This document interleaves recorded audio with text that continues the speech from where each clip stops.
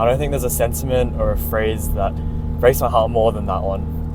Because if you think about it, what is Christian love? Well, it's God. We love because he first loved us. So when people call Christian love hate, then they're really saying that God is the embodiment of hate, and that's the furthest thing from the truth that I know. It's the furthest thing from the God I know.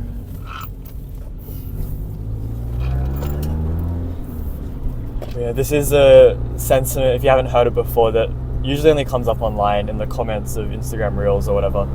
So I thought I'd go through 2 examples where I've seen this type of comment peddled the most by non-Christians. This first one, so there's a girl and she says she doesn't like it when religion's pushed on her. And then this guy replies, he says, "Find yourself, faith will guide you." I think this highlights one issue that people have with Christians, with supposed Christian love. And it's this holier than thou attitude and hypocrisy, and also just a blind sort of insensitivity. But even if we put all 3 of those things aside, I actually have some problems with this theologically. I mean, no Christian ever found themselves as their salvation. Jeremiah tells us that the heart is deceitful above all things. Genesis tells us that every inclination of the heart is wicked all the time from childbirth. This self that you're trying to find, well, Jesus says to be his disciple, you got to deny that. Find yourself, faith will guide you is one of the worst pieces of Christian advice I've ever seen. And piled on top of that, it's in response to this non-Christian, and it's being peddled in a way that's just going to draw more people away from God rather than closer to him. But theological issues aside, I want to focus on that insensitivity part. David says that in sin his mother conceived him. He says he was born in iniquity. And I think these verses about our human sin are actually super relevant here, because it's when we don't have a full understanding of the depths of our own sin, how steeped we are in sin, that we start to adopt this holier than thou sort of attitude. As one of the comments puts it, he's basically done exactly what the girl in the first clip didn't want him to do. He's forced religion onto her. And now I don't want anyone's uncomfortability to ever stop me from sharing about Christ. But that can always be done in a way that's more sensitive, not to mention theologically correct. I don't want to be telling people to find themselves. I want to be telling them to find Christ. To find Christ for their salvation. Alright, this second rule we've got, it's up on the screen. Side-eyeing. Now, again, lot to unpack here. We're not going to discuss all of these theologically because that might take a while.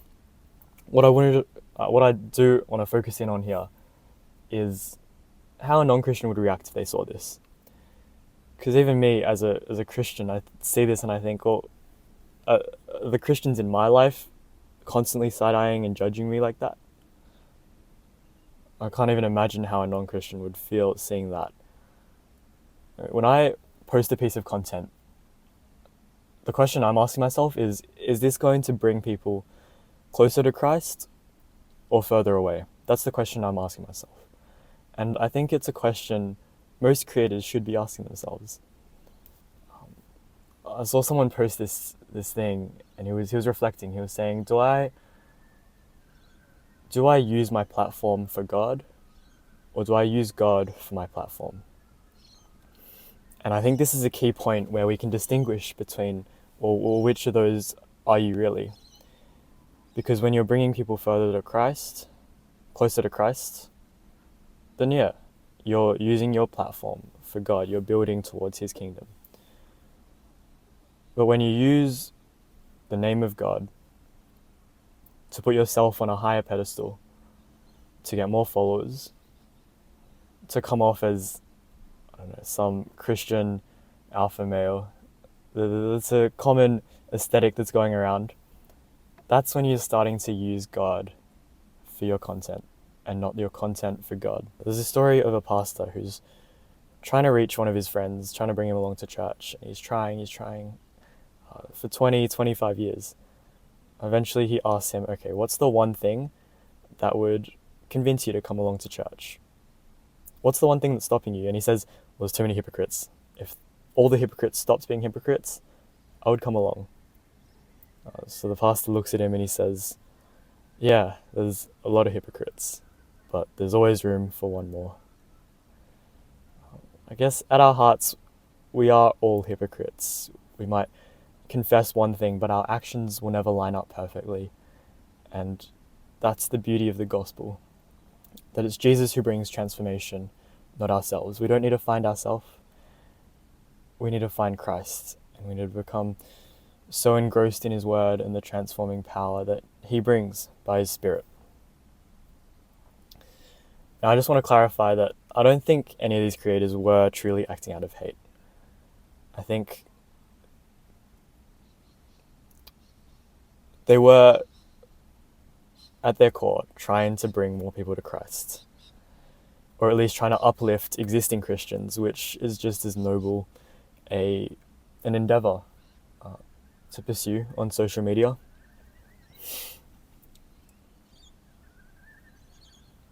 And obviously I can't weigh up their heart intentions, but I was hoping that I could just make this a helpful learning point for myself, for some others who might also come across as hateful.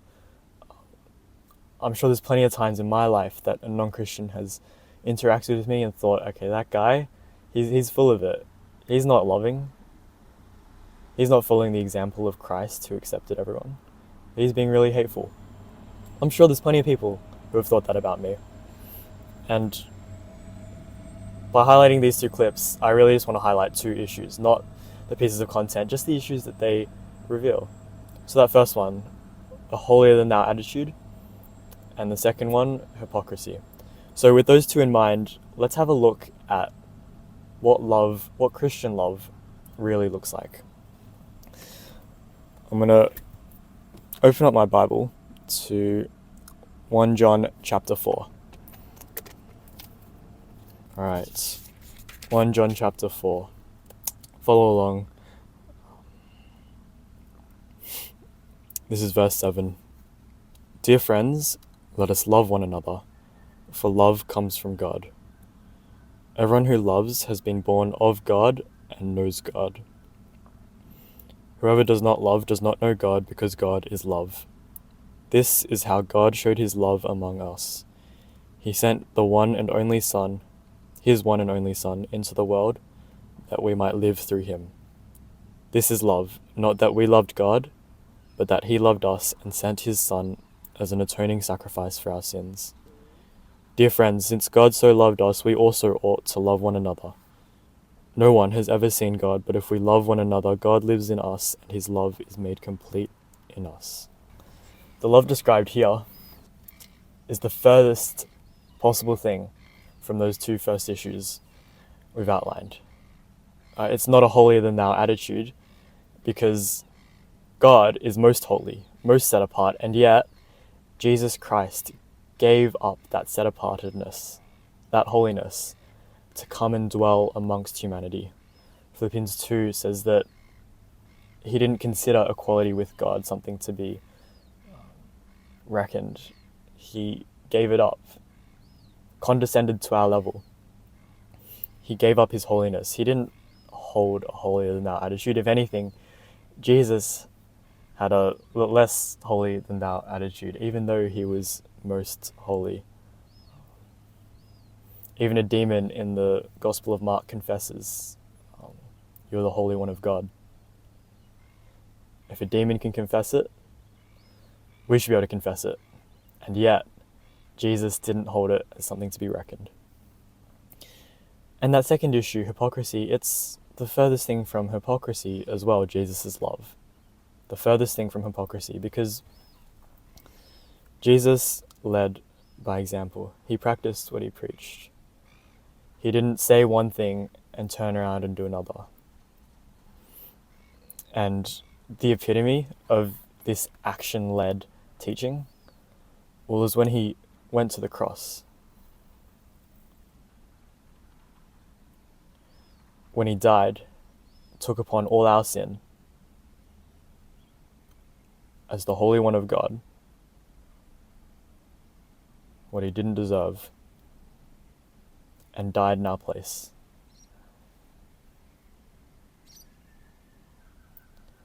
Hopefully this video will be out by Easter Sunday, but this weekend is a really great time to reflect on the goodness of the gospel. If you're a non-Christian, maybe accept it for the first time. Maybe accept Jesus into your life for the first time. Not this watered down Christian religiosity, not that love, but Jesus' love.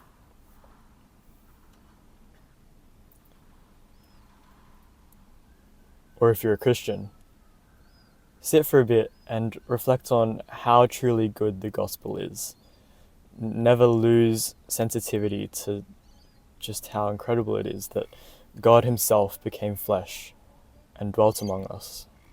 Alright, so I guess there is one comfort. And that's that the phrase, the sentiment in comments doesn't go, there's no hate like Jesus' love. It goes, there's no hate like Christian love. There is some comfort to be had in that. But it's really interesting, because a lot of the time the love that's perceived as hate, that people just can't get on board with, is to do with messages of condemnation, messages of destruction.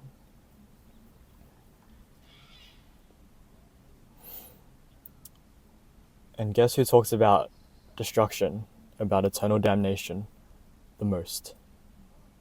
Throughout the entire Bible. It was Jesus.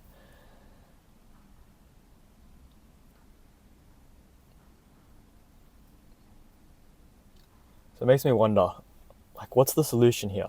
How can we make Christian love stay as Christian love? Is the solution just to not preach judgment? That didn't seem to be the thing that Jesus did. And I suppose Jesus wasn't really perceived as loving in his time. He was persecuted and killed for his claims. But no, I don't think the solution is to preach judgment less. In fact, I don't think we preach judgment enough in our modern day churches. But I think what the solution is to preach judgment more, but to also preach radical grace and forgiveness even more.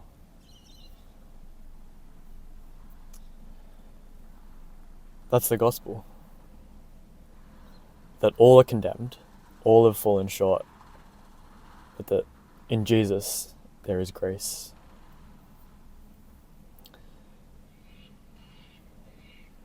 So, there's no hate like Christian love. Maybe that's true. But if we're going to say that there's no hate like Christian love, then we've got to say that there's no Christian love like God's love. And maybe that's something I can get on board with. I mean, God's love is the ultimate standard that we're trying to reach. None of us are there yet. But let's keep striving for it. I'll see you guys next time.